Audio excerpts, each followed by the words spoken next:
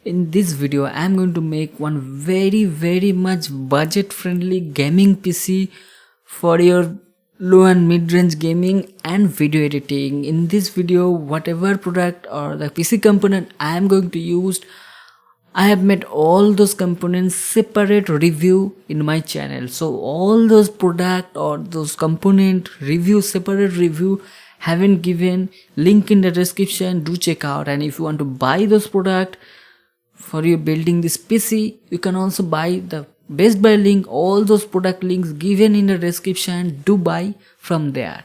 So without wasting any time, let's begin this video.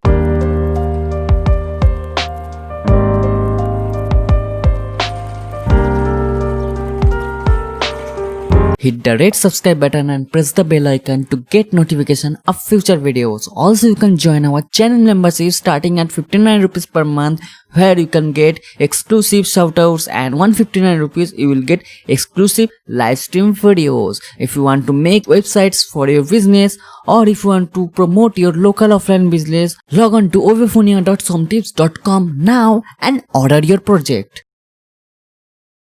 Because it is a budget friendly, I am going to use APU, that's mean no graphics card, integrated graphics I am going to use.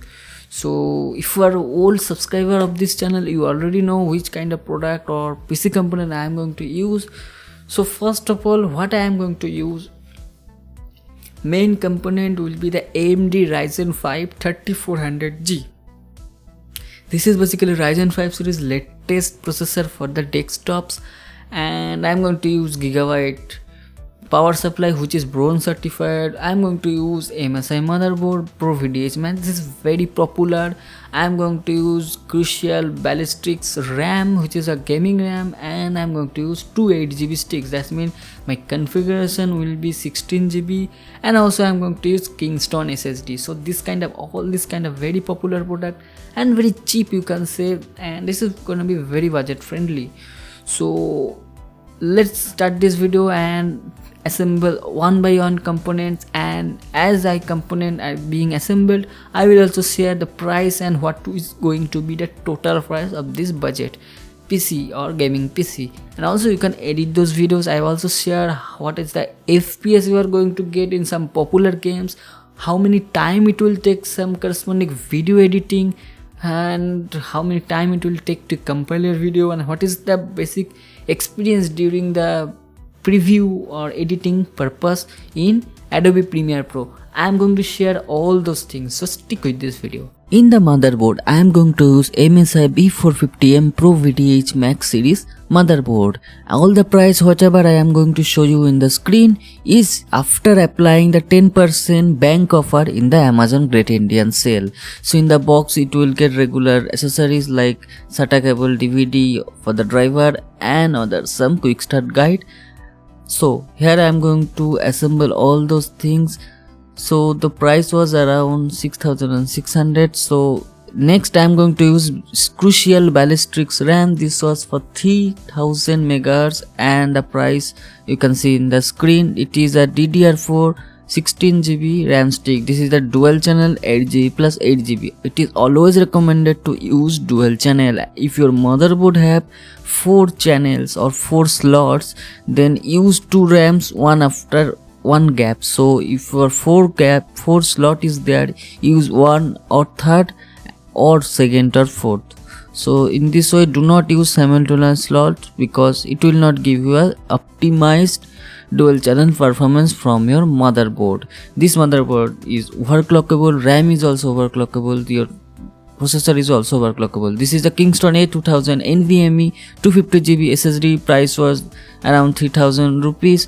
So this is the cheapest SSD I can say in the NVMe segment, and you are going to get around 2000 megabyte in the read speed, and in the write 1200 megabyte. So as for the installation, after inserting the M.2 slot, one screw will be given in the motherboard box. So use that screw to install the SSD. The final thing is, the main thing I can say is the AMD Ryzen 5 3400 processor with Vega 11 graphics or integrated graphics. So graphics will be around 1400 megahertz, and it was a speed will be around 3.6 or 3.7 up to 4.2 in the CPU core speed, and it will have 4 cores, 8 thread. And here you can see one notch will be there in the back side of the processor or in the chipset at the top side. So match the notch icon, arrow icon with your motherboard and install the AMD Ryzen 5 in your motherboard. So this motherboard is very good, and this is ATX form factor, so the size will be slightly big, but it will fit all the cabinets. I'm going to use old cabinets, so right now I'm going to install the stock cooler fan. So do not try to overclock anything. A single 100 megahertz it will heat it up badly. So if you are going to use the stock cooler, use the stock clock speed or the default speed whichever came with the processor. So this motherboard have good quality of size and good quality PCB, and as well as some good heatsink also given, that the max written in the motherboard also a heatsink. So this motherboard is very good for the pro level and for the gaming purpose. So here you can see the motherboard setup is complete. That is the RAM, SSD, CPU and cooler. So in this way you have to install all the component top of your motherboard. Now I am going to show you how to install the cabinet and the power supply or PSU. So this is a Gigabyte P450 450 watt bronze certified power supply from Gigabyte. It will also come with 3 years warranty, and the price was around 2680. Here you can see the Gigabyte logo is there in the power supply. It is a black color, quality is top notch, and there is the 120 mm almost silent fan is given there. In the back side all the rating is given there, and here you can see there is one switch is there, and this is the exhaust vent. So air will be intake, the fan will take the air, and in this way it will exhaust. The quality is said top notch. In the non-modular power supply you are getting black premium quality flat cable, that is very good, and the length of the cable is also good. As I said, this is a very budget PC, and I am going to use my old cabinet which is around 9 or 10 years old, but still I am going to use. But in the front panel there is no USB 3 support. That's why I am going to take all the front panel, power supply, power on off key, reset button, and the power LED, and as well as hard disk LED, all those things I have removed from the front side, and I am going to use one plastic, and I am going to mount all those in the back side, so that the cabinet back side will be my actual front. So here you can see I am now installing the motherboard inside the cabinet. Cabinet is very good. Here you can see this is the metal cabinet. This is not stylish from the modern, like where you can see the inside whatever going on, acrylic seat. No, it is not stylish, but it is budget friendly, and this is a very good exhaust air is also there. I'm going to use 3 fans, and also this fan of the power supply also be going to be one of the exhaust fan. So this is the power supply. I am going to mount in such a way the fan will be in the bottom side, so it will take the air inside from the cabinet and it will exhaust. So in this way all those cabinet you can easily fit in your home. Another thing is that one TV 7200 RPM Western Digital blue hard disk I am going to use, which is also came from my old PC. So that's why this cost is slightly less, and total cost for this upgrade or the latest build I have paid around 30,000 rupees. So in 30,000 I have this kind of thing has been completed. So if you have old computer and hard disk is there, cabinet is there, don't throw it away, use those, because stylish is not all, performance is all about. So after that I have to attach all the cables and have organized the cables in such a way so that this way in the front of the motherboard and the PC CPU area will be clean, so that air will be flow very good. Airflow is the very important thing. So that's all. Here you can see the hardware setup is almost completed, and the front panel and the power button is on the back side. So basically the front panel is blocked, and right now the back panel will be the front, so that I can use 8 USB port in the motherboard right away, and on off switch is there, power button is there, so everything is now in the back side. So this is gonna be the front of my computer. So I'm going to use one fan in the back side for the exhaust and 2 fan will be the intake. So 3 fan will be there, and if you count the fan of the power supply, total 4 fan inside this cabinet. So in this way it will be very good airflow, your processor will be cool, your total system will be cool, and you will get a best performance. So here you can see I am now attaching all those things to finalize the setup.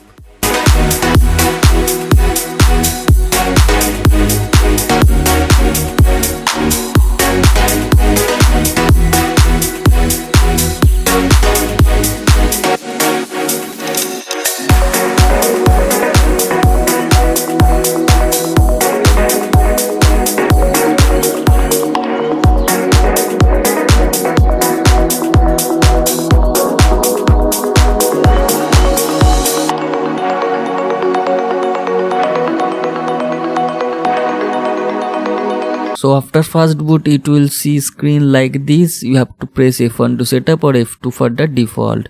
So total boot time is 25 seconds to start the Windows menu or Windows UI, and it is around 15 to 14 seconds for the BIOS. So AMD BIOS does take longer time than Intel, so this thing you have to keep in mind.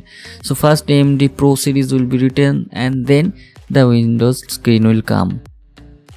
Now let me talk about the gaming. In the gaming I have basically played a sports kind of gaming. First of all, I have played Cricket 2019. Here you will get around 70 and 80 FPS, but as my display is old, so I am around use some VSync, so my FPS will be stick at 60, but basically it will be 60-70. Usually this kind of FPS you will get. Don't expect 120 FPS in this budget friendly gaming PC. Next I have played some World Tennis 2, and here also I am getting 30-40 this kind of FPS around I am getting. So according to the gaming quality, remember all those games I have played at low quality or mid quality. Never use anything high or full HD. My display is 900 pixels, 1600 by 900. So yeah, it is playing very good. So if your display is full HD, also it will be able to handle those in low and mid settings. As I said, it will be around. In FIFA 19 game I am getting fixed 30 FPS. Maybe the game does not give more than FPS around 30, so I am getting 30 FPS. Racing games I have used a Ride 4 or basically bike racing game, and here also I am getting around 30, 40, 50. This way depends upon your graphics. So again, this is also very much playable. 40 and 50 FPS depends on there. Next, action game Battlefield is slightly low, around 40, 45, 50 you can get. Again, I will say playable, very much playable at this price point, very much playable. In NASCAR 5 Heat, this is the 4-wheeler car racing game. I am getting around 40 FPS average. Next, I have used recently GTA 5 or Grand Theft Auto 5. Also again, we are getting very easily 60 FPS, no problem at all. Remember, my display is a 60 FPS because it is a 60 Hz display, so you will get the 60 FPS. And for the heating, after testing AIDA64 stress test for couple of hours, I am still getting the fixed around 70 or 68 degree centigrade temperature, which is very good. And editing purpose, if your video is about to cut and compiling everything, and then something lower third is there, if you edit this kind of take video, as I am talking you in front of camera, I will just cut some photo, some lower third, some image will attach. This kind of simple editing if you do without any color gradient or anything high quality editing or retouching anything, then I will say around 10-minute video will take 3 to 4 minutes to export in full HD and YouTube friendly around 6-7 Mbps. Yes, so 10 minutes video will take 3 to 4 minutes when you are doing 1, 2 or 3. So it also depends upon the how many video layers or video in the timeline is there. So 2 or 3 timelines around, you can say 40 to 50% of the total track will be taken for the exporting of full HD. I am not talking about a 4K video because at this price point 4K video is not going to be a good idea, but yes, you can try. And if you are doing any very much motion graphics over there and very much something editing and quite a bit mid type of editing, then it will take around 100% of time, means 10 minutes video will take 9 to 10 minutes to export, so almost same to same of the video track. But if you are tech YouTuber or daily vloggers, like cut, and this way it will be very good, because as I said 10 minutes will take 3 to 4 minutes. Next, talking about the editing timeline, whatever you do in the timeline and basically rendering during editing.